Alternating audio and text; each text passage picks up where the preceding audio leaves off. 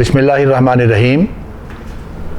ناظرین کرام اور سامعین مکرم، میں ہوں آپ کا بھائی حافظ وسیم محمد خان، اور آج کا پروگرام اس سلسلے کی کڑی ہے جو پچھلی مرتبہ اس سے پہلے والا جو پروگرام ہے، جس میں نے اپنے ذاتی تجربات ان لوگوں کے لیے بتائے تھے جو نیا فارم کھولنا چاہتے ہیں یا اپنا فارم بنانے کا پروگرام ہے.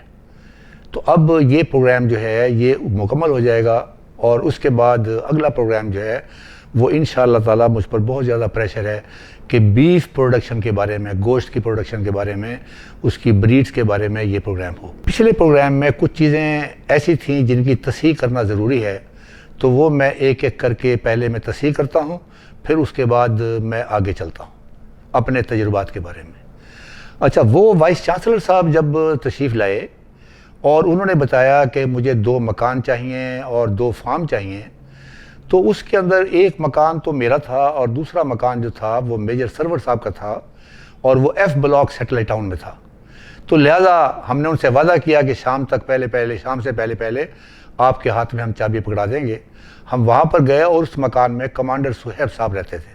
اب کمانڈر صہیب جو ہے علم کے میدان میں، ایجوکیشن کے میدان میں ان کا بڑا نام ہے، اور وہاں جا کر میجر سرور صاحب کی وہ کوٹھی تھی، اور وہاں جا کر ہم نے انہیں ساری صورتحال بتائی، اور انہوں نے بتایا کہ آپ وائس چانسلر صاحب کو کہہ دیں کہ جس وقت چاہیں وہ آ کے یہ مکان لے لیں، میں آج رات کو ہی ڈھونڈ کر یہاں سے شفٹ ہونے کا پروگرام بنا رہا ہوں. اللہ تعالیٰ کا لاکھ لاکھ شکر ہے. دوسرا تھا کہ انہوں نے 2 فارمز مانگے تھے. تو ایک تو میرا فارم تھا، تو ہم نے ان کو 3 فارم آفر کیے جو مجھ سے بھی بہتر تھے.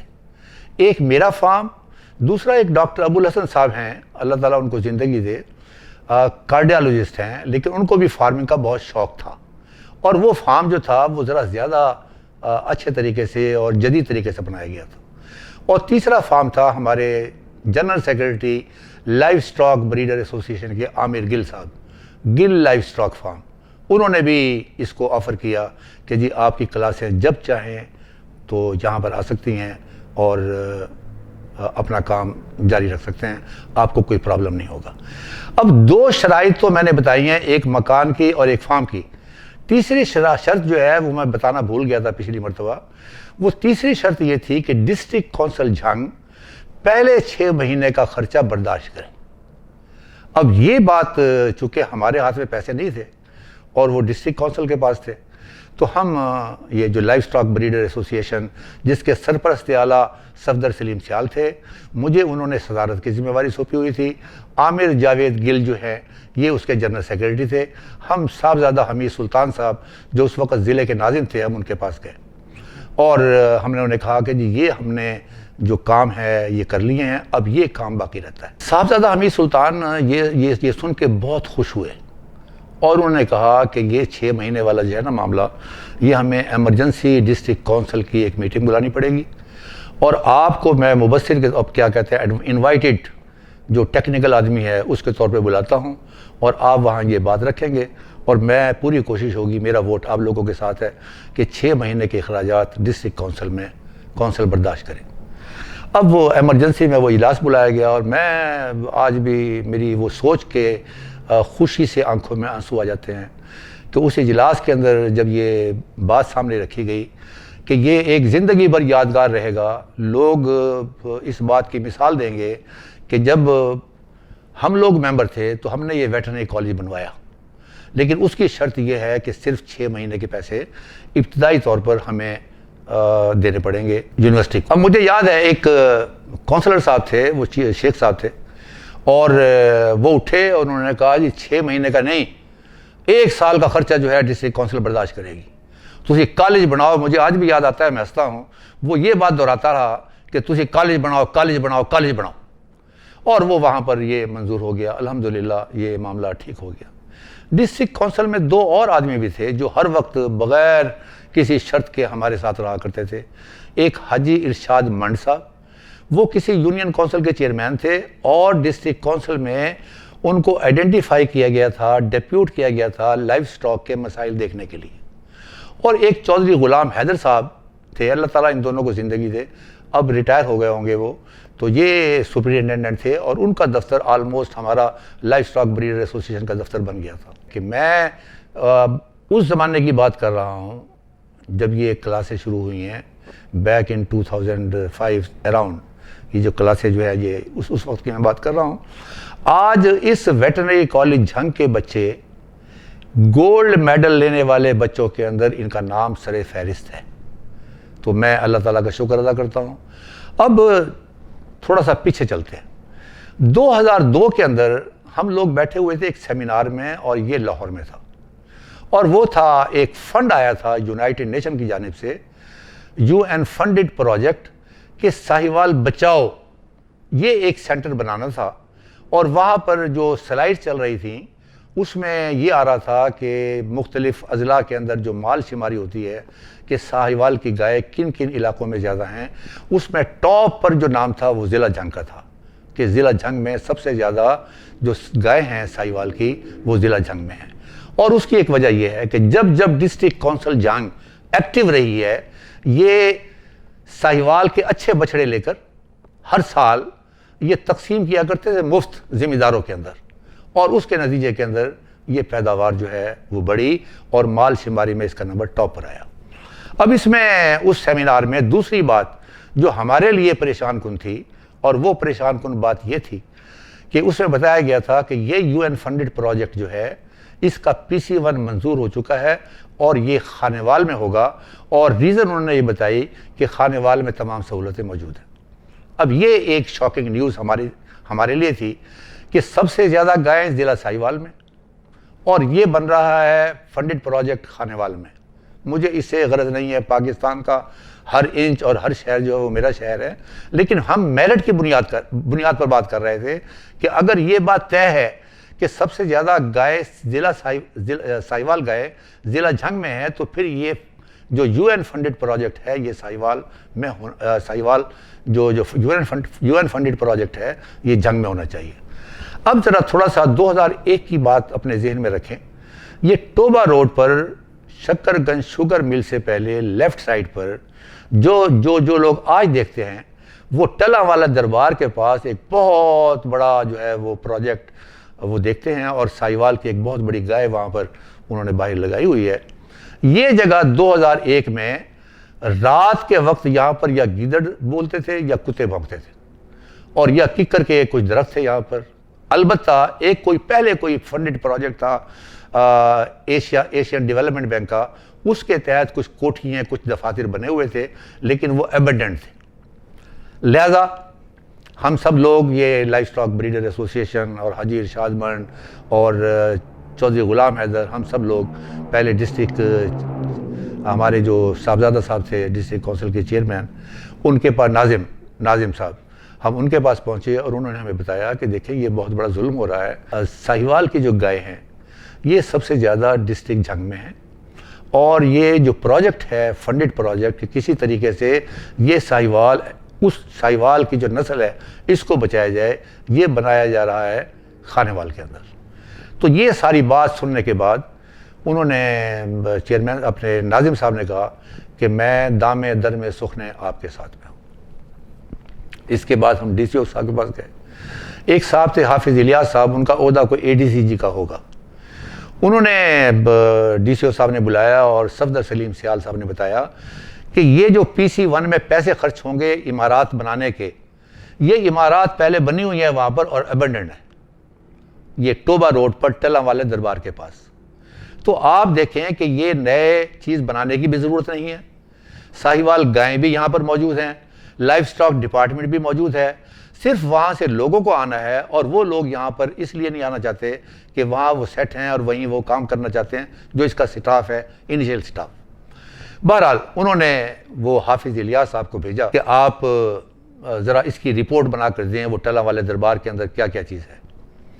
حافظ صاحب گئے اور غضب کی رپورٹ بنا کر لے کے آئے کہ سکیل 17 کے کتنے گھر ہیں اور سکیل 16 کے کتنے گھر ہیں وغیرہ وغیرہ، اور یہ ساری چیز جو ہے یہ یہاں پر آئی، اور ناظم ضلع نے ان لوگوں کو بھی بلایا جو خانیوال والے علاقے کے اندر بنانے کے لیے وہ آگے تھے، ان کو بھی بلایا اور سب کو یہی بات بتائی کہ یہ میرٹ کی بنیاد پر فیصلہ جو ہے یہ جنگ کے بارے میں ہوگا، اور ہماری ساری کی ساری جو خواہش ہے اور ہماری ساری کی ساری کوششیں جو ہیں وہ یہ جنگ میں ہونے کے لیے۔ اب یہاں پر ہم سب لوگ لائف سٹاک بریڈر ایسوسی ایشن، ڈسٹرکٹ کونسل، ضلعی جو ایڈمنسٹریشن، لائف اسٹاک ڈپارٹمنٹ اور تمام لوگ، یو نیم اٹ، اس میں وکلا بھی آ گئے. یہ سب لوگ اکٹھے ہو گئے اور اس کے بعد یہ کیس چلا گیا سیکریٹری لائف اسٹاک. اب یہاں میں ایک بات کہنا چاہتا ہوں، اور وہ میں یہ بات کہنا چاہتا ہوں کہ تھوڑا سا ذرا ذہن میں رکھ کر کہ ضلع جھنگ کی ایک تاریخ ہے کہ جب بھی کوئی بیوروکریٹ جھنگ میں ٹرانسفر ہوتا ہے تو وہ روتا ہے. جھنگ والے، لاہور والے آدمی کو آپ جھنگ میں ٹرانسفر کر دیں، وہ کہے گا جی میں کہاں پھنس گیا، وہاں کوئی چیز نہیں ہے. اس کے ذہن میں جھنگ کے بارے میں کوئی عجیب ہی خیال ہوتا ہے، عجیب ہی تصور اس کے ذہن میں پرسیپشن ہوتا ہے. اور جب 3 سال کے بعد جہاں سے ٹرانسفر ہوتا ہے وہ پھر روتا ہے. یعنی کہ جھنگ میں آنے والا بیوروکریٹ 2 مرتبہ روتا ہے، ایک آتے ہوئے روتا ہے، ایک جاتے ہوئے روتا ہے. اس لیے کہ جھنگ میں اس کو بھرپور تعاون حاصل ہوتا ہے اور جھنگ میں اس کو بھرپور محبت حاصل ہوتی ہے. تو یہاں ایک ڈی سی صاحب تھے، ان کا نام تھا اطہر طاہر، اور یہ چناب کالج جو جھنگ میں بنا ہوا ہے یہ انہی کا برین چائلڈ کہا جاتا ہے. بائی چانس جب یہ فائل جو ہے سیکریٹری لائف اسٹاک کے پاس پہنچی، جو اس وقت کے سیکریٹری لائف اسٹاک تھے وہ اس کے حق میں نہیں تھے، انڈر پولیٹیکل پریشر وہ خانیوال کے حق میں تھے. اور اچانک پتہ چلا کہ جی اطہر طاہر صاحب جو ہے ان کا تبادلہ ہو گیا سیکریٹری لائف اسٹاک کا. اور جو ہی انہوں نے وہ پوری فائل کو دیکھا، انہوں نے بھی جیسے ان کی زبان میں کہتے ہیں کہ ٹھوک بجا کے اس کی ریکمنڈیشن کی، اور وہ PC1 ریوائز کرنا پڑا. اور اس کے بعد پھر ساہیوال کنزرویشن سینٹر ان تمام لوگوں کے تعاون سے اور بھرپور مدد کے ساتھ اللہ تعالیٰ نے یہ یہاں پر بنا دیا. اور آج جو لوگ ساہیوال کنزرویشن کو دیکھتے ہیں وہ یہ سمجھتے ہیں کہ پتہ نہیں یہ صدیوں سے یہاں پر ہوگا. یہ 2003 اور 4 کے اندر جو ہے یہ یہی بنا ہے. اور اس کے بعد آپ یہ دیکھیں یہاں پر نیلی راوی بھینس بھی ہے، یہاں پر چولستانی بریڈ بھی ہے، کموری گوٹ بریڈ بھی جو ایشیا کی سب سے اچھی بریڈ ہے وہ بھی ہے، بیتل بھی ہے. صرف ہرڈ بک جو ہے وہ صرف ایک بریڈ کی ہے، اس کا نام ہے ساہیوال بریڈ. اور وہ یہ جھنگ کے اندر اگر یہ ساہیوال کنزرویشن سینٹر نہ بنتا، ان لوگوں نے آ کے جو اس وقت شاید خانیوال میں رہنے کے حق میں تھے، لیکن جب وہ آئے تو انہوں نے ٹکا کے محنت کی. اور یہ پھر 16 اضلاع کا ایک پروگرام بن گیا. انہوں نے کہا جی اچھا ٹھیک ہے جھنگ کے اندر اس کو سینٹر بنا لیتے ہیں، لیکن یہ اضلاع شامل ہوں گے. تو ہم بہت خوش تھے اس بات کے لیے کہ یہ تو پورے پاکستان کی بات ہے، تو جتنے بھی اضلاع ہوں اس کے اندر خانیوال بھی شامل تھا اور دوسرے اضلاع بھی شامل تھے. اب ان لوگوں نے آ کر کیا کام کیا کہ ایک پہلا کام انہوں نے کیا کہ سوسائٹی بنائی، جو پہلے کسی اور کی ایسی ایفیکٹو سوسائٹی نہیں تھی، اور اس کو بھرپور مدد کی گئی. یہاں تک کہ آخری وقت میں جو ہرڈ بک بنی ہے ساہیوال کی وہ US فنڈڈ تھی، US ایڈ فنڈڈ، وہ اس سے بنایا گیا. اور میرا خیال ہے اس کا سہرا جو ہے ساہیوال کنزرویشن آفس میں اسٹاف، سوسائٹی اور سردار آفتاب بٹو، کیونکہ انہوں نے اپنا خاندانی ورثہ بھی اس کے اندر منتقل کیا، جو علم ان کے پاس تھا. اور وہ پھر بک بنی اور پھر اس کے بعد اس کی ایک فلم بھی بنی. اور میں اللہ تعالیٰ کا شکر ادا کرتا ہوں کہ اس کا انگلش کے اندر جو انٹروڈکشن جو ہے جو ٹی وی کے اوپر نشر ہونا تھا وہ انہوں نے مجھ سے ریکویسٹ کی کہ میں اس کے بارے میں کچھ کہوں. یہ ساہیوال کنزرویشن سینٹر کے بارے میں تھا. اب اس کے اندر جو ہے ان لوگوں نے دھڑا دھڑ ٹیگنگ شروع کی، ڈیورمنگ شروع کی، اچھے سلیکشن شروع کی، اور یہ بڑا اچھا کام چلا جو آج بھی ماشاءاللہ وہاں موجود ہے.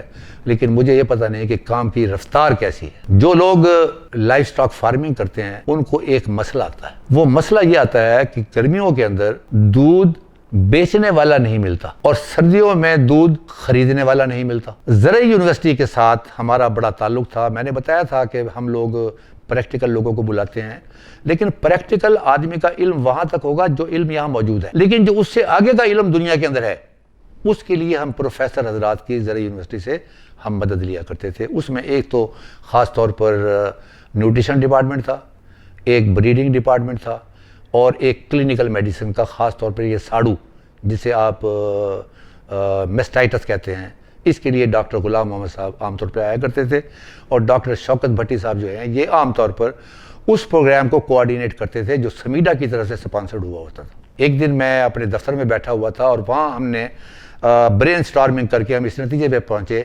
کہ اگر میری تمام گائیں اور سب اور لوگوں کی گائیں اپریل اور مئی میں بچہ دیں تو اس کا مطلب یہ ہوا کہ اس کا دودھ جون جولائی اور اگست میں پیک پر ہوگا۔ وہ ایک ہارمونل تھراپی آزمائی گئی اور وہ میرے فارم پر تھی۔ ہم نے 10 بچڑیاں ایک ہی عمر کی سلیکٹ کی۔ وہ پروفیسر صاحب آئے اور وہ ہارمونل جو تھراپی لیوٹلائز تھا اس کا وہ انہوں نے انجیکشن لگایا اور اس کے بعد 7-8 دن کے بعد دوبارہ وہ ان کو انسیمینیٹ کیا گیا۔ انسیمینیٹ کرنے کے بعد ڈاکٹر صاحب تشریف لائے تھے کنفرمیشن کے لیے اور کنفرمیشن میں الحمدللہ پتہ چلا کہ 10 کی 10 جو ہیں وہ کنفرم ہوئی ہیں۔ اب ہم دفتر میں بیٹھے ہوئے تھے اور اچانک پولیس کی ایک گاڑی آئی اور اس میں کوئی 4-5 پولیس والے ہوں گے بندوقوں کے ساتھ اور ایک SHO صاحب تھے اور تھانہ کوتوالی کے، ان کا نام تھا ہرل، یہاں پر لکھا ہوتا ہے مسٹر ہرل۔ وہ تشریف لائے اور ہم بحث کر رہے تھے، میں نے اٹھ کے سلام کیا، بیٹھنے کو جگہ دی۔ اب جو بات وہ سن رہے تھے تو میں نے انہیں اپنی بات کو روک کر ان سے پوچھا کہ سر فرمائیں۔ انہوں نے کہا نہیں آپ بات اپنی مکمل کریں، میں بعد میں بات کروں گا۔ تو وہ انٹرسٹڈ تھے، وہ خود بھی لائف سٹاک فارمر تھے چینی اوٹ، اور وہ یہ سوچ رہے تھے کہ یہ کیسے ہو سکتا ہے کہ آپ جب چاہیں آپ اس سے بچہ لے لیں، اور یہ تو بہت ہی اچھی بات ہے کہ اگر سردیوں میں دودھ نہ ہو اور گرمیوں میں دودھ جو ہے وہ ٹاپ پر ہو تو اس میں دودھ بکے گا بھی صحیح بغیر کسی اعتراض کے، دودھ کے پیسے بھی اچھے ملیں گے۔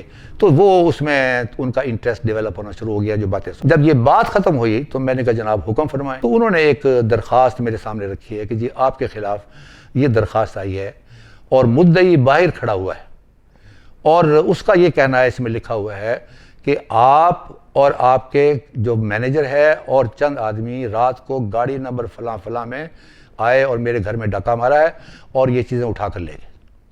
اب میرے لیے بڑی شاکنگ سی مطلب تھی کہ یا اللہ تعالیٰ یہ میں نے کون سی خطا کی ہے، اب یہ کون سا معاملہ آ گیا ہے، کون سی گاڑی ہے۔ وہ گاڑی کا نمبر میں نے دیکھا، وہ گاڑی کا مجھ سے کوئی تعلق نہیں تھا، نمبر بھی میرا خیال ہے ایسے کوئی جعلی کوئی لکھا ہوا تھا۔ میری جسٹ بائی چانس اسی وقت ایک DSP صاحب ہوا کرتے تھے، آج دنیا میں نہیں ہے، اللہ تعالیٰ انہیں جنت نصیب کرے، عاشق مارت، گوجرا روڈ پر ان کا فارم بھی تھا۔ یہ ہماری تمام سیمینارز اور ٹریننگ میں شرکت کیا کرتے تھے اور جب کبھی وہاں سے گزرتے تو میرے فارم پہ بھی چکر لگا لیا کرتے تھے۔ تو یہ بھی بائی چانس وہاں پر آ گئے۔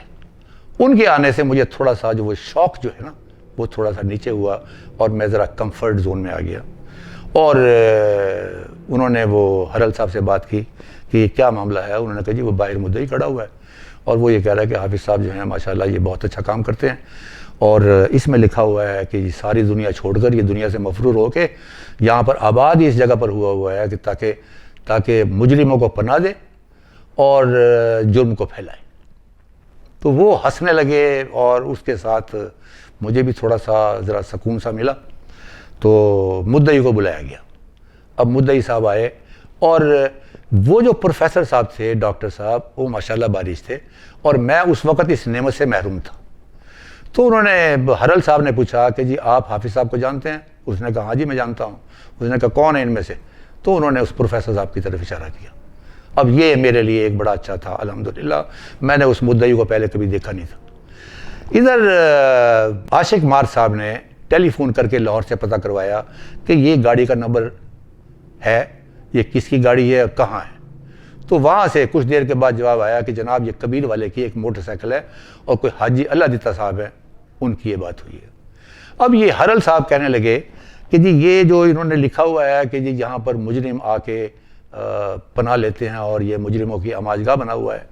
تو اب میں بڑا کمفرٹ زون میں آ چکا تھا۔ وہ جو میرے اوپر ذہن پہ جو ایک خوف سا تھا کہ یا اللہ تعالیٰ مجھے کس کام میں میں نے کون سا برا کام کیا جس کا بدلہ مجھے مل رہا ہے، تو میں ذرا تھوڑا سا کمفرٹ زون میں آ چکا تھا۔ تو میں نے ان سے میرے پاس جسٹ کوئی 4-5 دن پہلے ایک سیمینار ہوا تھا میرے فارم کے اوپر اور میں نے وہ تصویریں سامنے رکھی ہوئی تھیں۔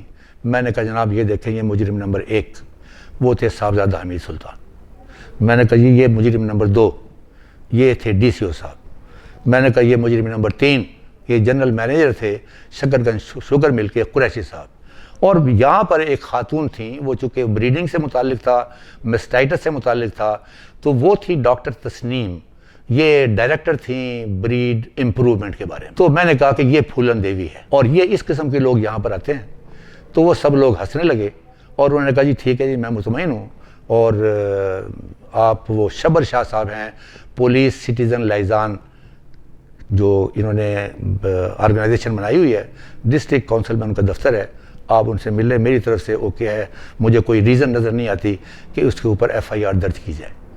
تو میں نے عاشق مار صاحب سے پوچھا کہ ویلے لوگ نے یہ نہ خود کچھ کرنا چاہتے ہیں اور نہ کسی کو کرنے دینا چاہتے ہیں، اور پھر انہوں نے مجھے، وہ اس وقت ان کا دین کی طرف رجحان آخری دنوں میں بہت زیادہ ہو چکا تھا، تو انہوں نے کہا کہ رسول اکرم صلی اللہ علیہ وسلم نے فرمایا کہ جب اللہ تعالیٰ کسی کو نوازتا ہے تو حاسد بھی پیدا ہو جاتے ہیں، لیکن جس کو نوازا جائے اس کو فکر مند نہیں ہونا چاہیے، اس لیے کہ ان حاسدوں کی وجہ سے اللہ تعالیٰ اس کی نعمتوں میں اور اضافہ کر دیتا ہے۔ بہرحال یہ ایک چیز ہوئی، میں نے بھی، میرے فارم پہ بھی لوگ گھبرائے ہوئے تھے کیونکہ وہاں پر جو معاملہ تھا، تو وہ عاشق مار صاحب نے کہا کہ یہی وجہ ہے کہ اس کی وجہ سے کچہریاں بھی آباد ہیں، اسی کی وجہ سے تھانے بھی آباد ہیں، کہ یہ بے شمار لوگ اسی قسم کے پھنسائے رکھیں گے، الٹیمیٹلی تو یہ آدمی رہا ہو جائے گا، لیکن جو اس دوران جو اس کو تکلیف ہوگی اور اس کو خوشی ہوگی کہ چلو جی اور کوئی کام نہیں ہے،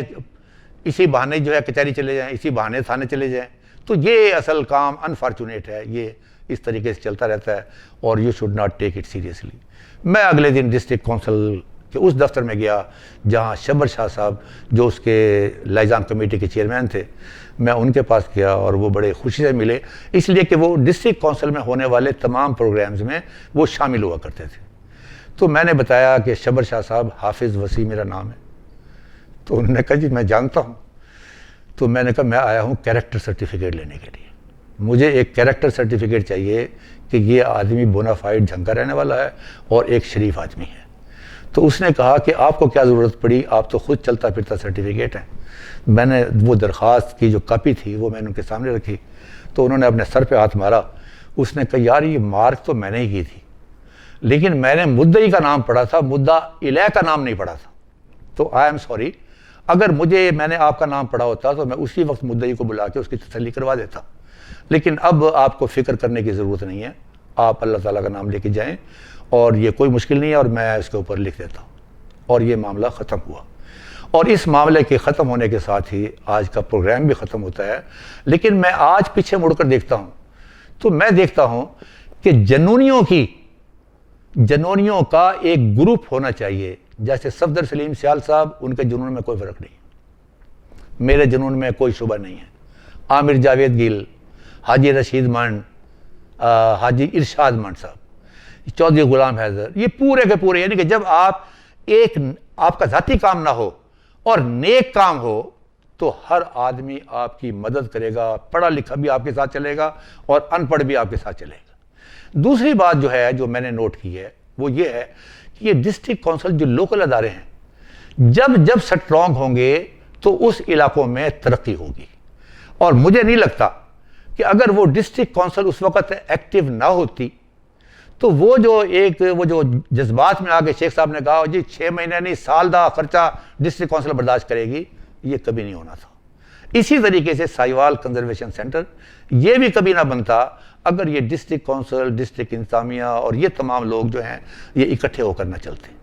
تو میں آج بہت خوش ہوں کہ پچھلے دنوں میں کچھ ہالینڈ گیا ہوا تھا، اور وہاں جب اس کو جو ڈائریکٹر جنرل تھا اس کو پتہ چلا کہ آئی ایم فرام جھنگ، تو وہ ایک کتاب اٹھا کے لے کے آیا، اور وہ ساری کی ساری سائیوال کنزرویشن سینٹر جھنگ کے بارے میں تھی، یعنی کیا ان کے جو پیپر جو چھپ رہے تھے وہ ان کے حوالے تھے کہ یہ چیز مطلب ہوئی ہے۔ تو مجھے بہت زیادہ خوشی ہوئی ہے جب مجھے پتہ چلتا ہے کہ ویٹرنری کالج جھنگ جو بنا تھا اس کے بچے گولڈ میڈلسٹ ہیں، تو میں اللہ تعالیٰ کا شکر ادا کرتا ہوں۔ تو یہ ساری بات بتانے کا جو مدعا ہے وہ یہ ہے کہ آپ اگر فارمنگ کر رہے ہیں تو آپ اللہ تعالیٰ کا نام لے کر جو بھی کچھ آپ نے تحقیق کرنی ہے، تلاش کرنا ہے، وہ کام شروع کرنے سے پہلے کریں، ان تمام چیزوں کو آپ اکٹھا کریں اور اس کے بعد اللہ کا نام لے کے شروع کر دیں۔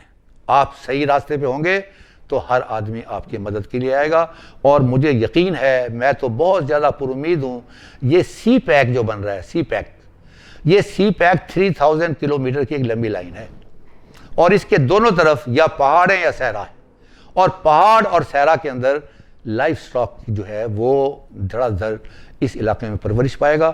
اور پنجاب سے چونکہ آج کل ہماری فصلوں کے اوپر برا وقت آیا ہوا ہے تو لوگ فاڈر اگائیں گے, اور یہ پروسیسڈ فاڈر چاہے وہ ہے کی شکل میں ہو یا سائلج کی شکل میں ہو, یہ وہاں پہنچے گا, اس کو ریڈی مارکیٹ ملے گی. Thank you very much. اللہ حافظ. اللہ تعالیٰ آپ کو خوش رکھے. اگلے پروگرام میں میں انشاءاللہ تعالیٰ بیف پروڈکشن ان پاکستان یا بیف پروڈکشن ان پنجاب اس کے بارے میں آپ سے بات کروں گا. اللہ حافظ.